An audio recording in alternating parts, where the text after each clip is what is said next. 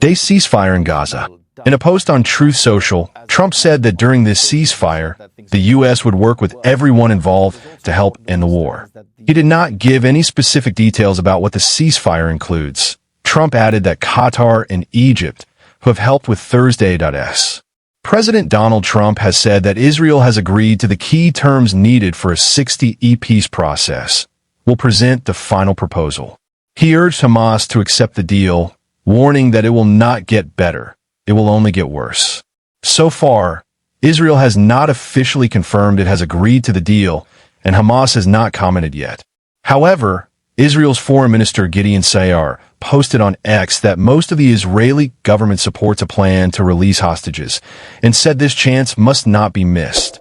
Trump's statement comes ahead of his meeting next week with Israeli Prime Minister Benjamin Netanyahu, where Trump said he would take a strong stance.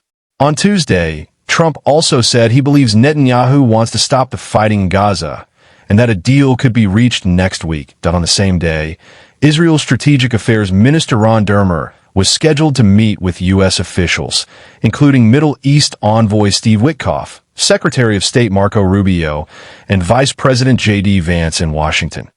Earlier, Israel's ambassador to the UN, Danny Danon, told Israel's ambassador to the United Nations, Danny Danon, said that Hamas is being very difficult in the talks. He explained that Israel is putting pressure on Hamas, and if they do not agree to negotiate, the only way to bring the hostages back will be through more military action. The war will end when the hostages are back home, Danon added. Around 50 Israeli hostages are still being held in Gaza, and at least 20 of them are believed to be alive. Last week, a senior Hamas official told the BBC that mediators have increased their efforts to reach a new ceasefire and hostage release deal. However, talks between Hamas and Israel are still not making progress. Israel has said that the war will only end when Hamas is fully dismantled.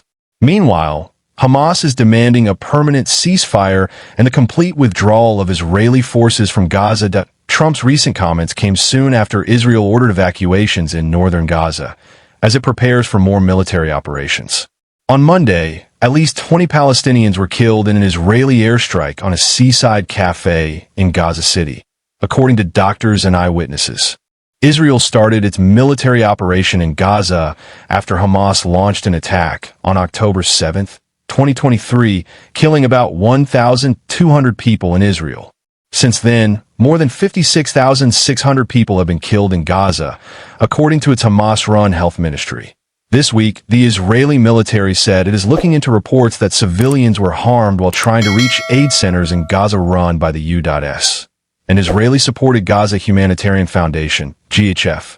According to Gaza's health ministry, as of June 28th, at least 408 people have been killed while trying to get aid from these sites. Over 170 charities and NGOs, including Oxfam and Save the Children, have called for GHF to be shut down. They accuse Israeli forces of regularly shooting at Palestinians seeking aid. However, Israel denies these claims and says the GHF is necessary to avoid Hamas interference in aid delivery.